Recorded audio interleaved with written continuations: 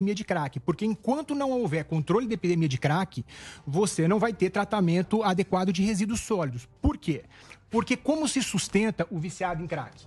Basicamente, revirando o lixo para colher alumínio, para vender na reciclagem, para comprar pedra de crack. Isso, quem conhece a epidemia de crack e o cotidiano dessas pessoas, sabe que é exatamente assim que boa parte dos viciados, quase sempre todos, alguns têm outras fontes de renda, mas sempre. Alguns assaltam para comprar droga. Então, isso depois, como funciona o cérebro do viciado em crack, a gente vai entender por que o sujeito, às vezes, né, acaba praticando crime de... um crime vagabundo, né? Você sabe que a Soninha veio aqui. A Soninha, lembra a Soninha que o Dória mandou embora? Sim, Casou com mendigo, ficou quietinha. A Soninha fez esse trabalho e ela falou uma coisa, cara, que é a grande realidade. Ela falou, para acabar com isso tem que ser trabalho individual.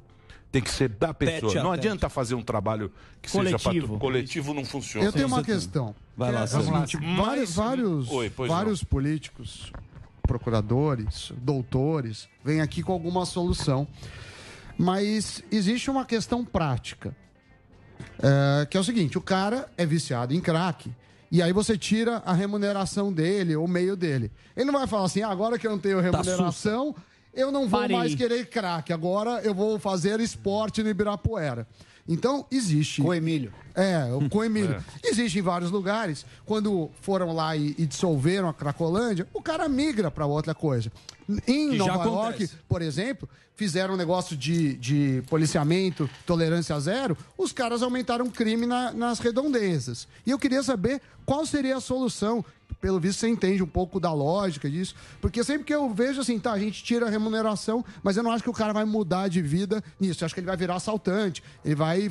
procurar ele não vai deixar o vício apenas porque o lixo que era rentável para ele não é mais. Essa é uma das colocações mais importantes muito obrigado. A respeito do trato da epidemia de crack.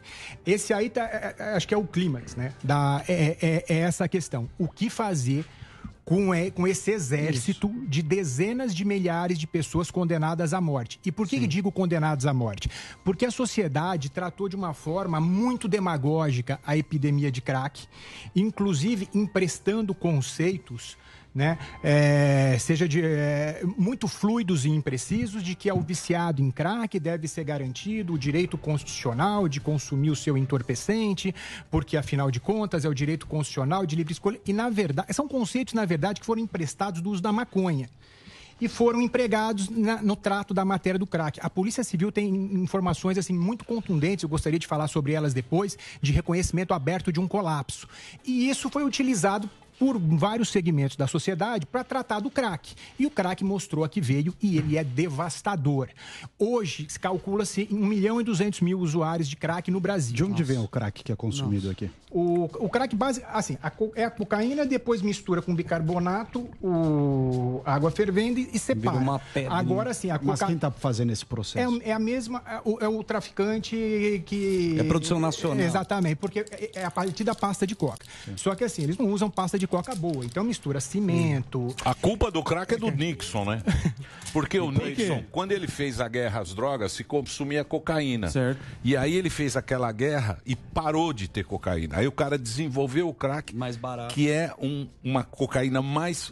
É derivado da cocaína, mas é mais forte e muito mais barato. E muito mais danosa. Posso fazer muito mais rápido. Posso fazer uma pergunta pro Matheus? Deixa eu só concluir. Deixa ele concluir. Porque ele é um procurador, ele pode se meter em cana. Não, doutor, pô. A colocação do Sami é muito importante. Espera aí, a questão mais importante no trato que não resolve o problema. A questão é, a gente tem que começar a admitir um prejuízo considerável. Ou seja, o ser humano consegue entender perfeitamente a morte inevitável de um cidadão que foi acometido por câncer, que sofreu metástase, etc. E em relação ao crack, existe esse discurso fluido e impreciso de que o que esse sujeito precisa é de tratamento. Óbvio, até as pedras sabem que esse sujeito precisa de tratamento.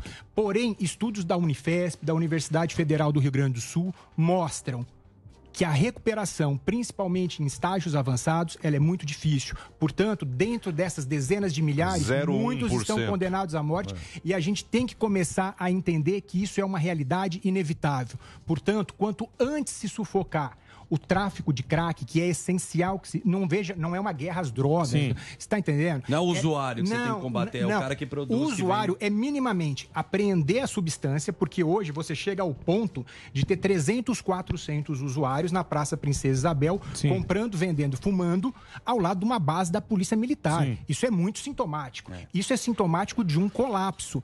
Portanto, tratando de uma forma mais madura a questão, primeiro, é aceitar um prejuízo que é inevitável. Dessas dezenas de milhares de viciados, muitos morrerão e não há cientificamente o que se fazer a esse respeito. Portanto, parar com esse discurso demagógico, infantil, de que ao viciado basta o tratamento, como se de repente o Estado, através da Secretaria da Saúde, fosse oferecer tratamento para essas pessoas e seria